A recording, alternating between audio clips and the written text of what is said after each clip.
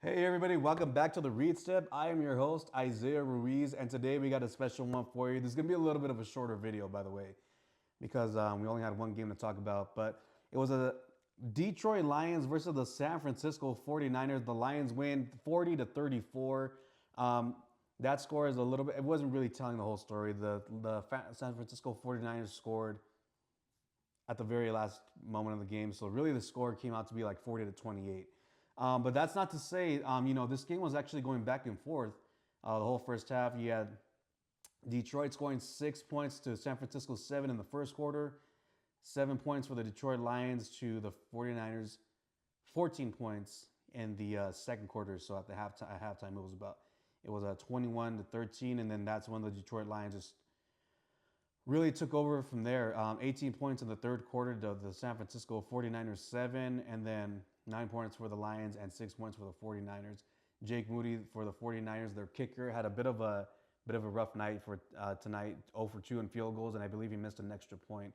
I mean, you put those two field goals on the board, including that extra point, and it's 41 to 40 San Francisco. But regardless, this is a tale of two different teams, and that's why the 49ers are 6-10 and the Detroit Lions are 14-2. Um, Starting off with the Detroit Lions, Jared Goff has MVP caliber year. He was an MVP frontrunner at one point, but obviously Joe Burrow and Lamar Jackson, Josh Allen, they did their thing. But going back to today, Jared Goff, 26 for 34, 303 yards, 3 touchdowns, and a 132 rating. Meanwhile, you had Jahmyr Gibbs on the ground, 18 carries, 117 yards, and a touchdown. Jameson Williams also had a touchdown. He only had 2 carries, though, but he scored in his first carry at the beginning of the game. Williams also was the leading receiver with 77 yards, 1 touchdown. Sam Laporta, 64 yards, a touchdown. Amon Ross, 60 yards, a touchdown. Everybody was getting touchdowns today. Basically, is the moral of the story. Everybody on that offense, that explosive offense, was getting touchdowns, and that is why they scored 40 points. Meanwhile, on the other side of the ball, the San Francisco 49ers, we're kind of going to get straight into it. You got Brock Purdy, 377 with 3 touchdowns, 2 picks, a 116 rating. Isaac Rendo, 9 carries, 34 yards, was the leading rusher. However, Purdy and Josh Dobbs, both quarterbacks, had rushing touchdowns today, and Pearso had probably his best game of the year with 141 yards and a touchdown. George Kittle had 112 yards, but no touchdown. Juszczyk and Deebo Samuel caught the other 2 touchdowns. As far as the 49ers, I'm going to say something that's probably not what most of you want to hear, especially 49er fans and Brock Purdy lovers. But if I'm the San Francisco 49ers, I'm not paying Brock Purdy this offseason. I just don't think Brock Purdy is really, I don't think he's a great quarterback. I don't think he's a very good quarterback. I think he's somebody who needs a little bit of work still. I think he needs a little bit of development. He doesn't have the it factor for me. He's not, for people, there's many people on the media and probably just, you know, a lot of casual fans out there are fans of the 49ers really talking about or acting like Brock Purdy is the second coming of Joe Montana, and he's not. He's not even the second coming of really, Colin Kaepernick back in his heyday. I think what he is, he's the second coming of Jimmy Garoppolo, and what I mean by that is there's nothing special when it comes to Brock Purdy. I haven't really seen the it factor when it comes to Brock Purdy. What I've seen really from him is he is, I almost want to call him a game manager, but he is and for the sake of this, my argument, my point, he's a great game manager. He does a great job of running that offense with Kyle Shanahan, one of the best offensive minds in the NFL, and he has been for quite some time now. And you also have Christian McCaffrey when he's healthy. You have Deebo Samuel. Juwan Jennings came into his own this year. That's another weapon you could use. Brandon Ayuk got hurt. That's unfortunate, but he wasn't even producing really before he did get hurt. And you have George Kittle. Not to mention Trent Williams, but Trent Williams also got hurt. Father Time catching up with him. So the 49ers team in general, you also have Greenlaw, who just barely came back from that torn Achilles in the Super Bowl. The 49ers year basically described is really comes down to so many injuries, but I just went for Brock Purdy. The reason why I wouldn't pay him is because every single time he loses his weapons, whether it's Christian McCaffrey or Deebo, Trent Williams, whatever the case may be, George Kittle missed a couple of games. He just looks like an average quarterback at best, and I believe he is an average quarterback. Now, do I think that the 49ers are going to pay him? Yes. Do I think they should pay him? Maybe. Again, I wouldn't. I personally wouldn't. I think what I would do is see another year, give him a franchise tag. I want to see one more year and see if he has the it factor. Now, many of you are probably saying, oh, but he took his team to the NFC Championship game. He did it again last year and then took him to the Super Bowl. What else do you need to see? To be honest, I want to see more.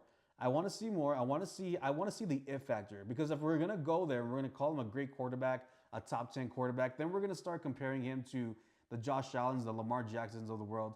And you could say, oh, well, those guys are top 3, top 5 quarterbacks. I'm sorry, but okay, Jared Goff is a top 10 quarterback this year. He has taken his team, I've seen him take his team to a Super Bowl with less talent than this. And it just so happened that he ran into the greatest of all time.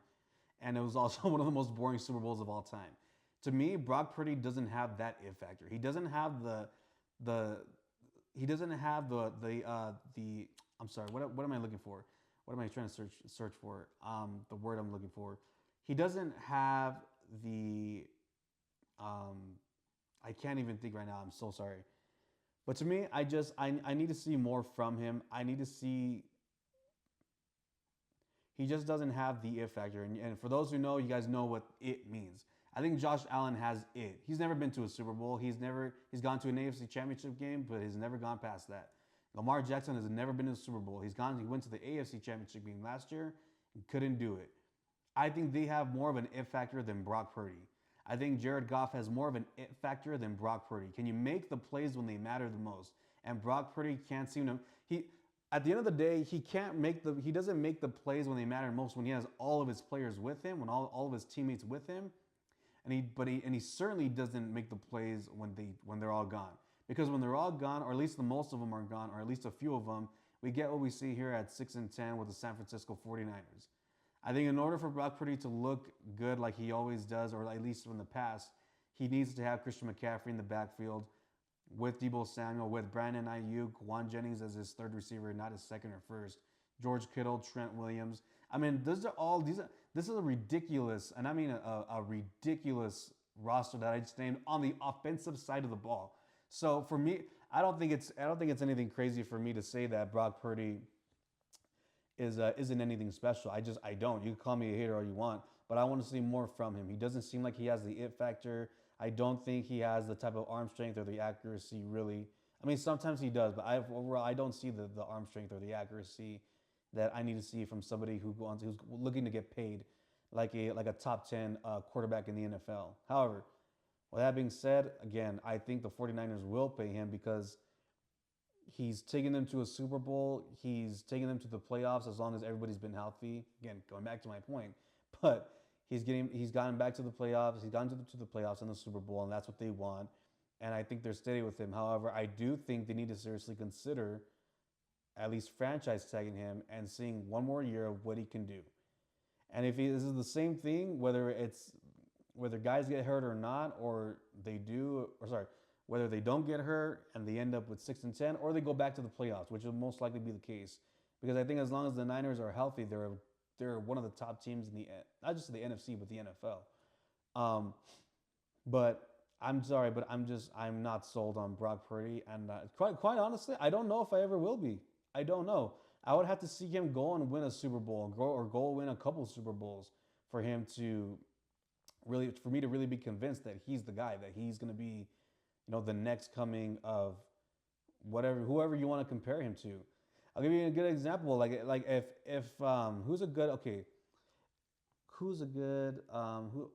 CJ Stroud.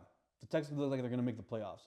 If the Texans go and they beat the Chiefs in the playoffs, whether it be they're a division winner, whether it be the second or third round, whatever the case may be, and they get to the Super Bowl, they get to the AFC Championship game, get to the Super Bowl, maybe even win it.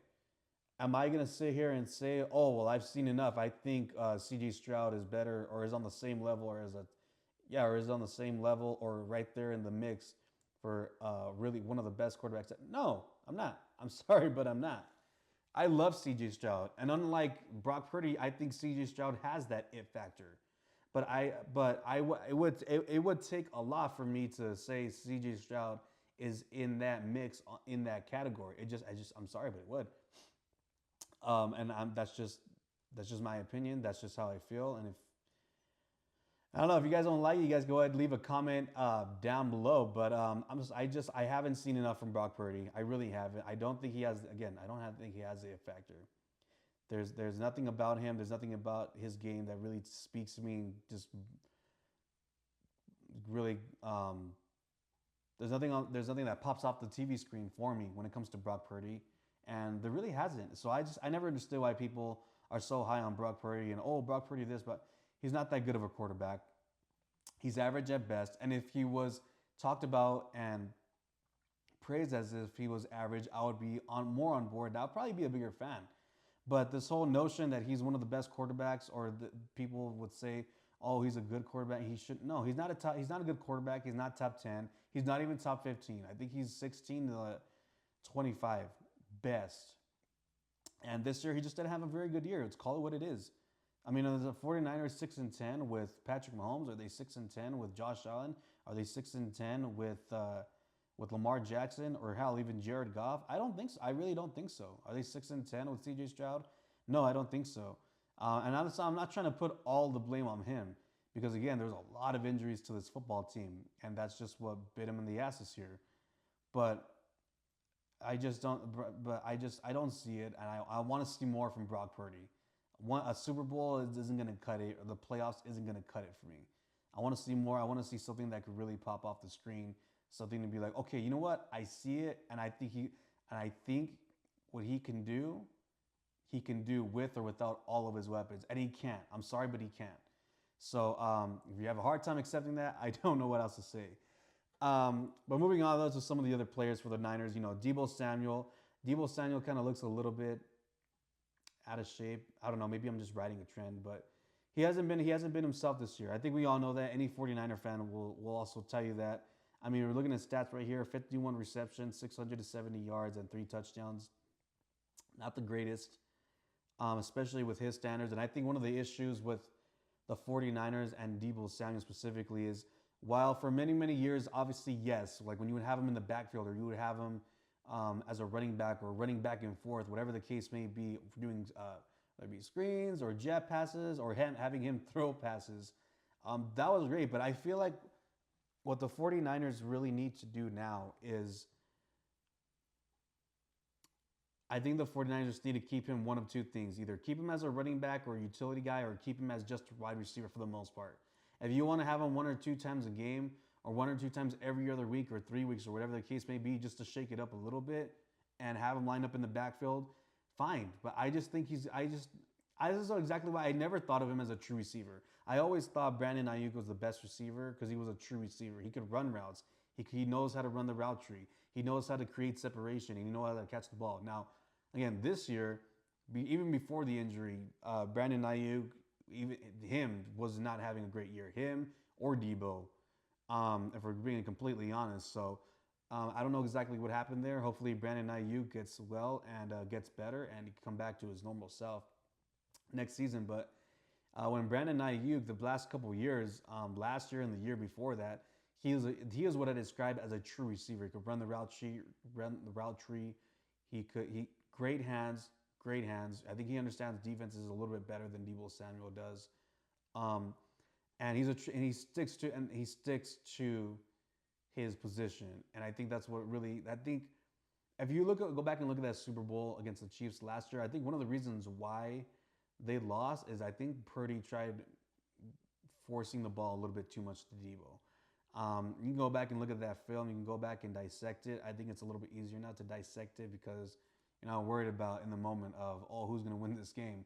But for anybody who knows football, loves football, and is used to watching film, you can go back and see. I personally feel like the ball was being a little bit too forced to Deebo, and they should have took some opportunities at Brandon Ayuk. And again, this is kind of going back to my point. I think all these guys need to stay stationary, and I get it. With Kyle Shanahan, he's going to want to run a bunch of different things on offense. One of the most creative minds in the NFL. The only guy I would take creatively in the NFL offensively is going to be Andy Reid. the best head coach in football. If he wins another Super Bowl, it might be considered, who knows? Maybe some people might say he'd be the greatest coach of all time, passing Bill Belichick. I don't know.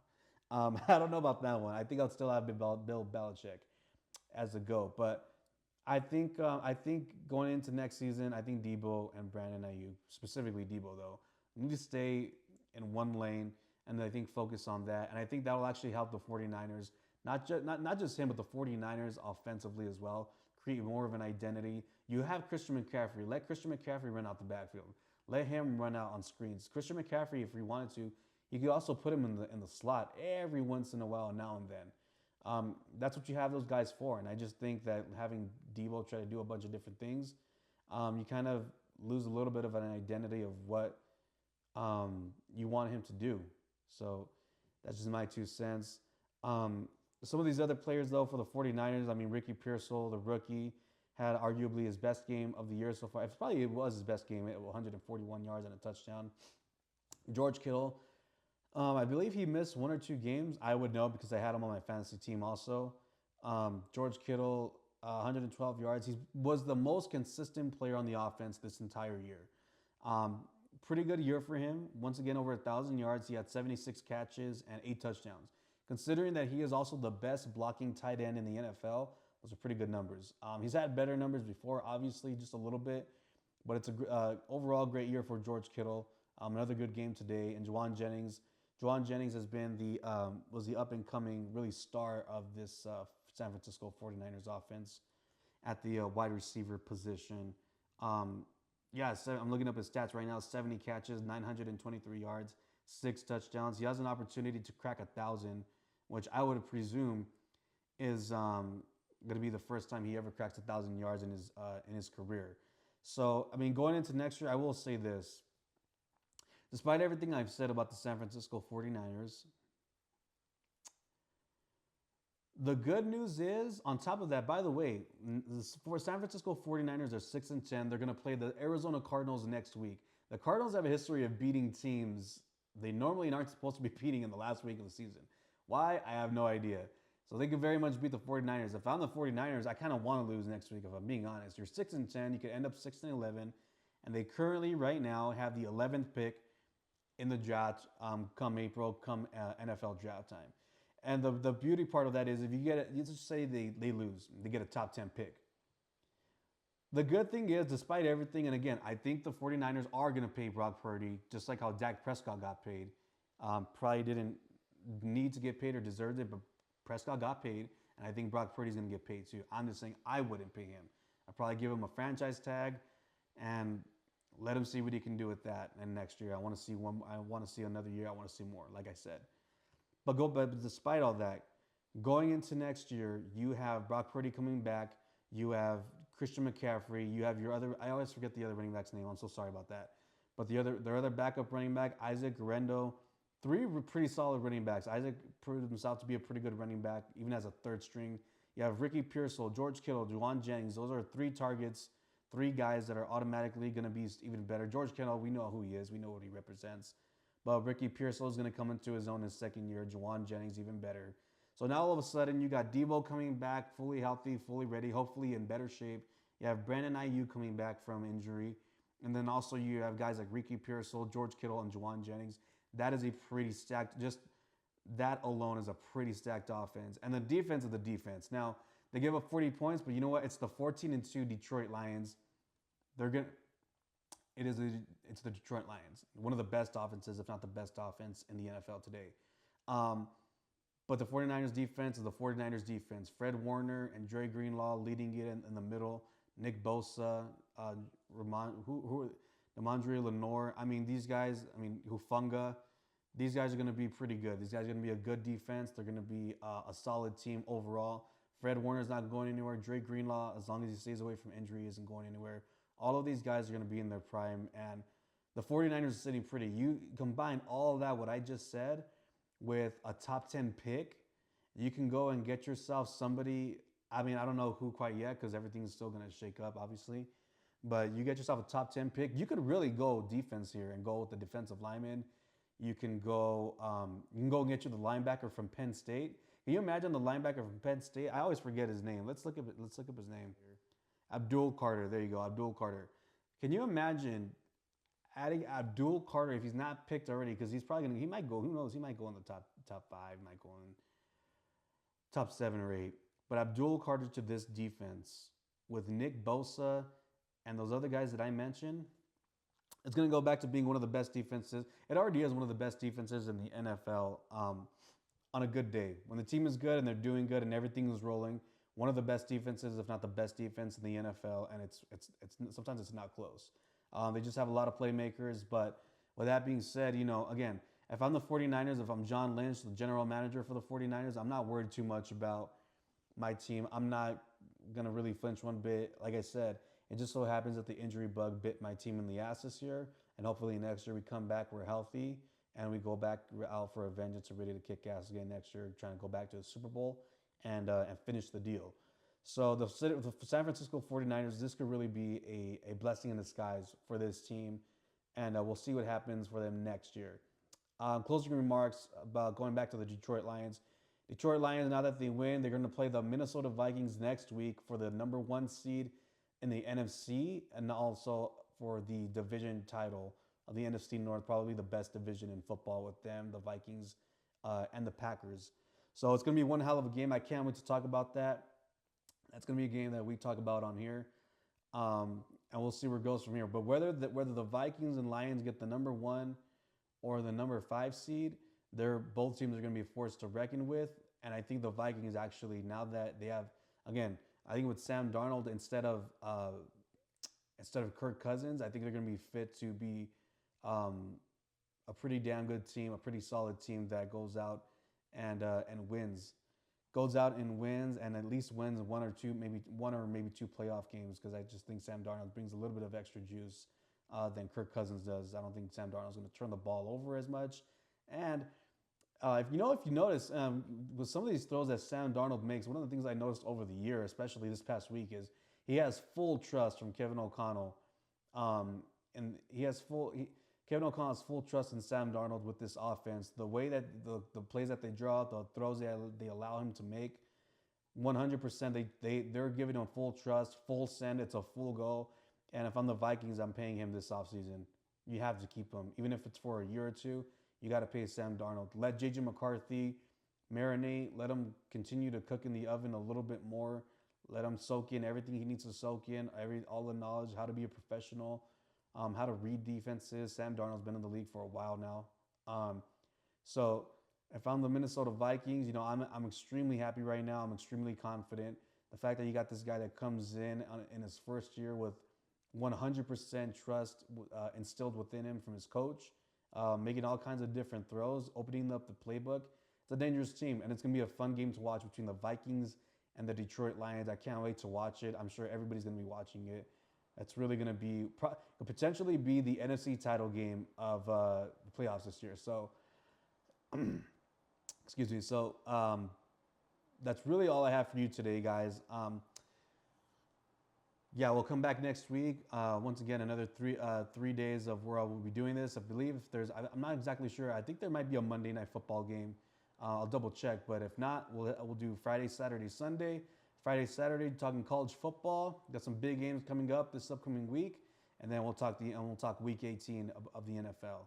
So once again, thank you guys again. Thank you guys for tuning in. Make sure to leave a like, comment. Make sure you comment if I'm crazy or for any of my Brock Purdy defenders. If you guys want to call me a hater or talk shit, go ahead and talk shit. I'm all good with it. Leave a comment.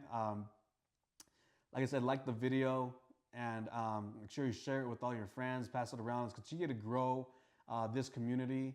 And I'm excited to grow this community. I'm excited to grow. This is specifically for football fans, NFL fans, college fans, and high school football fans. So I love that I did this. I love this show. I love the name of it. I love everything about it. I'm going to put my heart and soul into this so we can grow this channel, grow this community, like I said, and start little by little, grow subscribers more and more and more.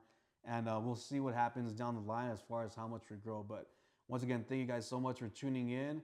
I can't wait for next weekend to talk more football with you guys. And yeah, this is The Read Step. And I'm your host, Isaiah Ruiz. Catch you guys later.